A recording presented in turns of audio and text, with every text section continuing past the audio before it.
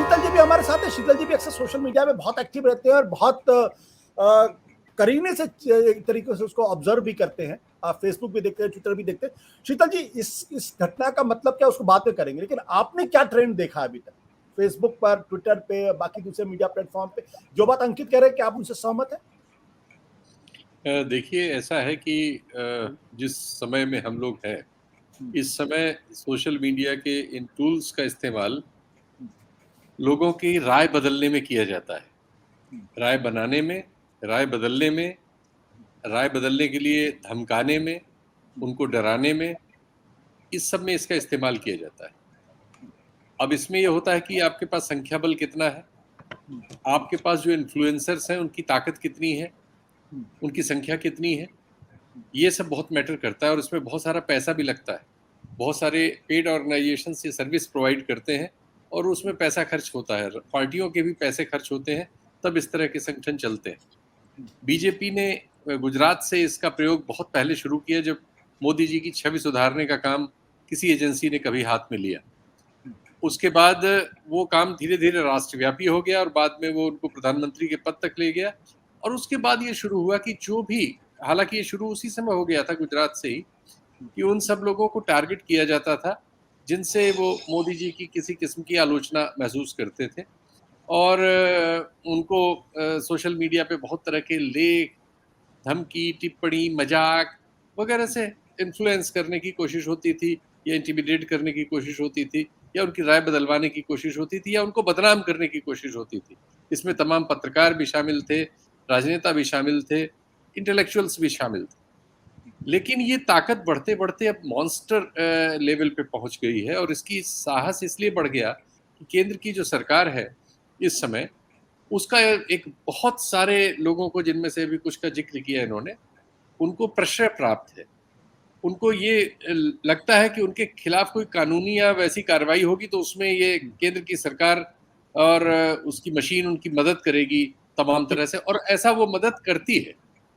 तो इस वजह से क्या हुआ है कि बहुत सारे शीर्ष पत्रकारों को और अन्य लोगों को, जिनको उन्होंने समझा कि वो मोदी जी के आलोचक हैं, या जिस किसी भी ऐसी बात से उनको लगता है कि ये चीज मोदी जी की प्रतिष्ठा में या बीजेपी के की सरकार की आलोचना में या उनकी हिंदुत्व की आइडियोलॉजी में कहीं आड़े आती है, उस सब पर वो पिल पड़ते हैं। शीतल जी, यहाँ चंद्रचूड़ पे जी, मैं एक बात, सबसे, चंद्रचूड़ जी हाँ, पे हाँ, मैं स्पेसिफिक आ रहा हूँ, एक सेकंड, दो हाँ, लाइन मुझे हाँ, कहना। हाँ, चंद्रचूड़ जी के सीजीआई बनने से 6 महीने पहले से उनके खिलाफ अभियान शुरू हो गए थे और उसमें बहुत सारी चीजें उनको लग गया था कि चंद्रचूड़ अगर आएंगे तो उनसे उनकी उस तरह की गोलबंदी नहीं रहेगी जैसी इसके पहले उनकी रही है, ऐसा उनके लोगों का अनुमान लगता मानना था। है। इसमें हमारे कई पत्रकार भी शामिल हैं जो बड़े शीर्ष हैं। टाइम्स नाउ के जो अभी कुछ दिन तक थे नाम लेने उसमें, का कोई मतलब नहीं, मैं यदि शीतल मैं जी, मैं नाम नहीं अवॉइड लेता, करता हूँ। हाँ, हाँ, हाँ, नाम नहीं लेता, ऐसे बहुत सारे हैं जो मैं कह सकता हूं कि उस टीम में काम करते हैं और उन ट्वीट्स को बढ़ाते हैं आगे। आज जो घटना हुई है वो चूंकि ज्ञान व्यापी मस्जिद के मामले में चंद्रचूड़ जी ने उनकी कोर्ट ने जो एक स्टैंड लिया है, जी। उससे हिंदुत्ववादी लोग नाराज हैं। और इसके पहले शीतल जी, एक दूसरी, सवाल यहाँ पे, अभी तक कई बार ऐसा हुआ जब सरकार ने कहा कि फला ट्वीट ऑफेंसिव है, फला ट्वीट प्रोवोकेटिव है, फला ट्वीट से समाज में सांप्रदायिकता बिगड़ सकती है, तो उसको टेक डाउन करने की बात सरकार करती रही है और ये देखने में आया कि सोशल मीडिया प्लेटफॉर्म उसको टेक डाउन। क्या ऐसे किसी भी ट्वीट को, अगर अंकित अंकित आपके पास भी जानकारी हो कि ऐसे किसी भी ट्वीट को जो सीजीआई पे हमला कर रहे हैं, सुप्रीम कोर्ट पे हमला कर रहे हैं, उनके इमेज को खराब कर रहे हैं, क्या उसको टेक डाउन करने के लिए या उसको डिलीट करने के लिए सरकार की तरफ से कभी कोई पहल की गई है?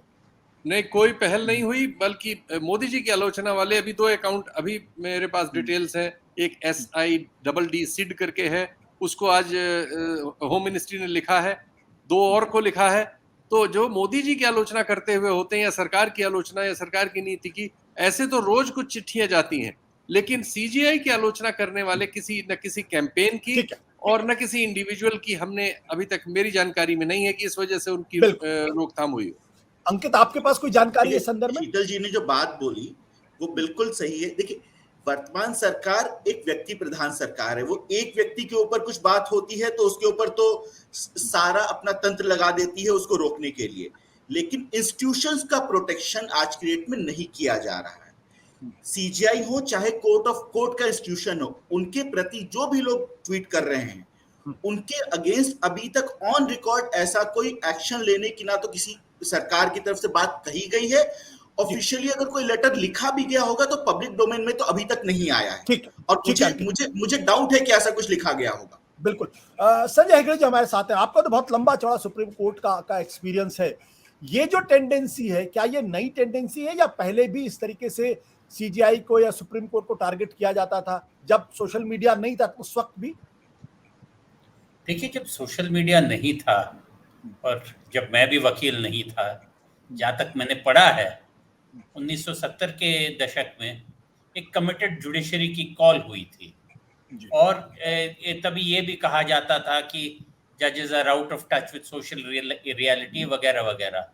काफ़ी उन दिनों में शायद न्यूज़पेपर आर्टिकल्स वगैरह सब छपते थे, पर कभी ऐसा नहीं हुआ था कि एक targeted attack on the court या कोई कैंपेन वैसे जो आजकल के ज़माने में हो रहा है वो हुआ।